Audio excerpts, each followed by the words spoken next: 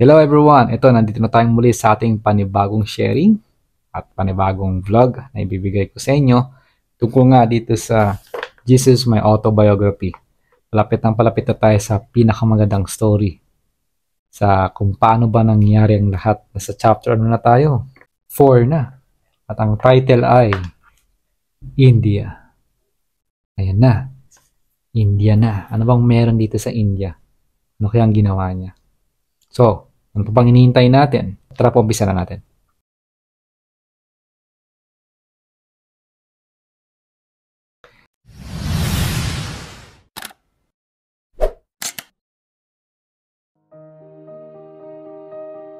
Hello everyone, once again, my name is Rudy Caserna. At once again, maraming salamat kasi nandito na tayong muli sa ating panibagong episode. At yung magiging topic natin for today ay tungkol sa India. Chapter 4, India na po. At yun, babasahin ko siyang muli. And then, at sa abot na aking mga kaya, ipapaliwanag ko po siya sa Tagalog. Okay? Tara po, umpisa na natin. It is a great joy for me to tell my story, knowing that it will be shared and that it will finally be discussed. Ayan na. Ako din, excited na ako na ma-discuss sa inyo yung story na to. Sabi din niya ni Jesus Christ, knowing, alam niya na it will be shared and that it will finally be discussed. You have wondered about my life before. Kahit ako, nag-wonder talaga ako ano bang meron sa buhay niya. I was deemed a celebrity. Nga, buong mundo kilala siya. Kahit saan ka magpunta, kilala si Jesus Christ. Sobra pa siya sa isang celebrity, we would say. So, we will continue on with the elaboration of that portion of my life because many beings are curious about what I was up to in my youth. Maraming tao ang talagang sobrang curious din kung paano ba siya nag-umpisa, ano ba talaga pinanggalingan niya, bakit siya naging ganun. Ako kasi ganun eh. Hindi ko alam kung ganun din ang naisip nyo or maring ito kaya kayo umabot dito ay naku-curious din kayo. O bang meron talaga? Ano ba talaga nag-umpisa sa kanya? Bakit ba siya naging ganun, powerful? Bakit kaya niya magpagaling? Bakit something hindi ko ma-express ng todo but something different na para sabihin superhuman? Yan yung nangyari talaga sa kanya. Sabihin, alam mo yung mga superhero? Ganun. This is a time in my life when I had the most wonderful experiences that continued to open up my mind to another realms, to forgiveness and to the practice of acceptance of others. Yan, once again, ulitin ko. Ito yung time sa buhay niya na kung saan nakapag-experience siya ng napakaganda at para ma-continue at ma-open sa kanya ang sinasabing forgiveness at ang pag-practice ng pagtanggap ng ibang tao. So yun din po actually ang ginawa ko. At hindi na rin ako magtataka kung bakit ngayon ang mga kasama ko ay from India. At yung kausap ko pa ay knowledgeable din sa maraming information na meron pagdating sa India. Ang dami niyang kinikwento sa akin na tumataas ang balahibo ko. Kaya sobra ako na-curious. Talagang hahangarin ko na makapunta in India kung saan pumunta si Jesus Christ. Hahangarin ko rin talaga to. You must remember, I was raised in a small town. I was raised in an area of the world that was very proscribed at that time. So, tandaan natin na si Jesus Christ ay pinanganak o pinalaki lang naman sa maliit lang din naman na town na kung saan very proscribed at that time. I don't know what meaning of the proscribed, pero in my feeling something like very limited. The culture was very judgmental. So ganun din yung kultura niya. Kahit kayo, kahit ako, lumaki ako sa lugar o pinalaki ako na puro judgmental, as if I had been in the cage despite my connections to the non-physical. Kahit si Jesus Christ that time ay nakakakonect na sa non-physical, pero feeling niya para siya ay nasa kulungan pa rin. Dahil sa kultura nga na ito. To escape the small environment and the judgmental eyes of beings who had known me all my life was a tremendous burst of freedom for me. Kaya ito po yun. Ang pinaliwanag dito, explain ko muna, no, na ang escape niya ni Jesus Christ doon sa environment na yon ay alam mo yung sobrang saya, burst of freedom nung nakaalis siya doon. Kasi nga maraming tao nakakakilala sa kanya from the start. Ganyan. And sasabihin ko rin sa inyo to, kung sino pa po, kasi takang-taka talaga ako yan. Bakit kung sino pa yung nasa tabi mo, kung sino yung laging kasama mo, once nagbago ka, yun pa ang hindi naniniwala? Bakit kung sino pang sinasabing nasa pamilya mo, yun pang hindi talaga makakatulong sa'yo, kundi ang iba pang tao? Did you get the point? Does it make sense? So, totoo. Dahil ako nangyari sa akin yan eh. Takang-taka talaga ako. Sabi ko, ako na nga ito nagbibigay ng vlog. Tapos marami sa inyo, kung makikita niyo yung mga vlogs ko, no, marami nagpapasalamat, maraming aha moment, nagbago ang buhay nila. Pero yung kasama ko sa buhay, ayaw maniwala sa akin. Takang-taka talaga ako niyan. Bakit ganun? Alam niyo kung anong reason? At alam niyo kung anong sagot? Dahil nakita nila ako noon na hindi pa ako ganito. Nakita nila kung ano yung mga pangit sa akin. Hindi na nila nakikita kung ano na yung magandang ginagawa ko ngayon. Naka-engrave o nakaukit sa kanilang isipan at sa kanilang alaala kung ano pa ako dati. Kaya hindi sila agad maniwala sa ginagawa ko. Pero kayong itong mga tao na nanonood dito sa vlog ko ngayon, since hindi nyo nakita kung ano ko dati, mas itong pinaniniwalaan nyo right now kasi at some point, nagko-connect tayo. Merong aha moment, nire-realization ka, may nagbago talaga sa akin, pinapaliwanag ko sa inyo na mas nakukuha nyo na kahit anong paliwanag ko sa kasama ko, hindi nila maintindihan. Dahil nga, hindi sila makapaniwala na ako'y nagiging ganito.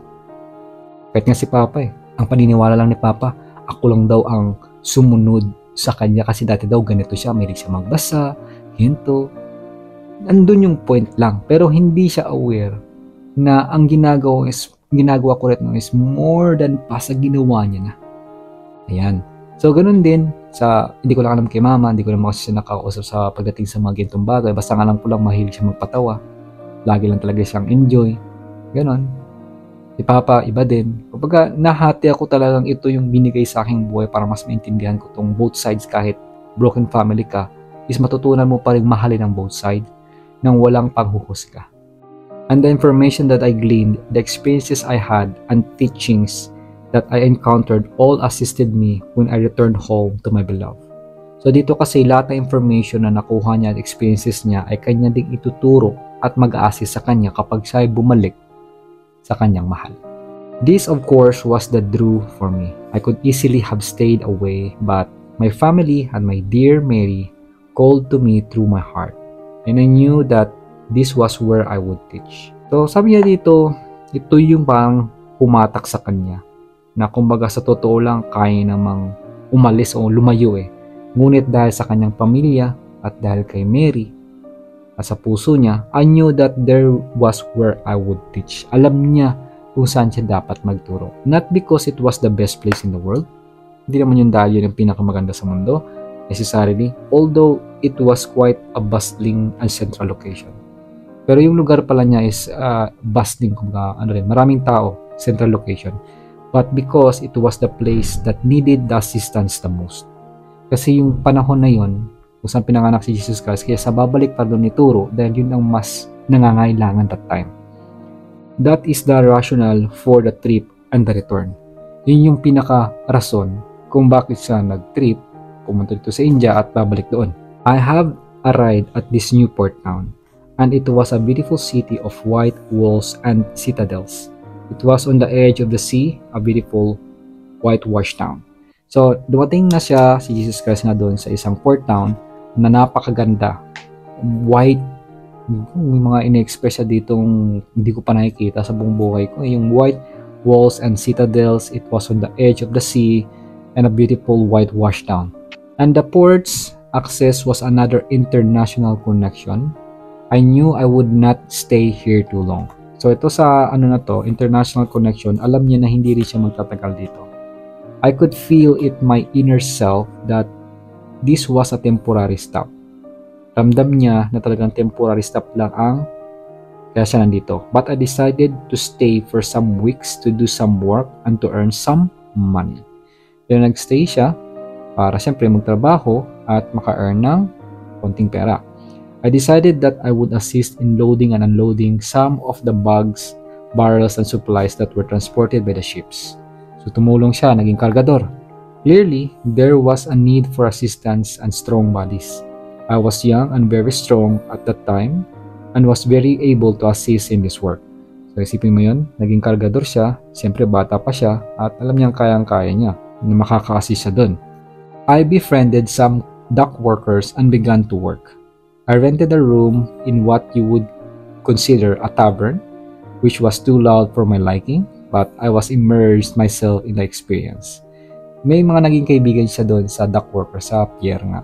And then, nag-rent siya ng isang kwarto kung saan siya matutulog. Yung sinasabing tavern, yung tavern na mga tao nagiinuman nandyan. Maingay, hindi naman niya talaga preferred yun. Para sa sarili niya, I did not wish to keep things the same, as many of you do when you travel. Kasi hindi niya hinangad na laging the same pag siya ay nagta-travel. Hindi tulad sa ibang tao na tuwing magta-travel, gusto niya same thing. Same na malinis, same na lugar, ganito ganon. Yan. The point is to experience something new. So yun yung big point. Ma-experience yung something new so that you can take home new information and expanded view of the world. Kasi ang rason doon para may makuha siyang bagong information na may babalik niya kung saan siya nakitira dati. Siyempre, extended version din ng view pagdating sa mundo. So that is what I was doing. I was expanding my view of the world and taking on tasks that I had not done before. So yun yung pinaka-goal niya, yung ma-expand niya ang kanyang view sa mundong to at ma-take niya yung mga tasks na kung saan hindi niya nagagawa pa noon. So medyo bibitinin ko ulit kayo dito dahil hanggang dito lang muna muli. Ang magiging next topic po natin ay tungkol sa listening to others. Ayan, listening to others.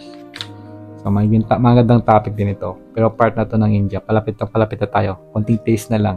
So abangan nyo po ulit ang aking next sharing vlog. And for sure, kung meron kayong mga bagong aha moment, take down note nyo yun. And syempre kung meron kayong magandang comment nyo lang po down below para ito ay aking isi-share din sa aking story. At mabasa din po ng iba nating mga kasing like-minded, spirituality, beingness. At for sure, makakatulong din to sa kanila para pumunta dito at mapanood din itong mga binabahagi ko na kung saan pinapanood. So once again, my name is Rudy Glaserna. Maraming salamat po. Ingat kayo palagi. And God bless us all wherever we are. Thank you, thank you, thank you. Your love is like the morning sun, shining bright on everyone. Magnetic hearts will intertwine. You touch yourself to close my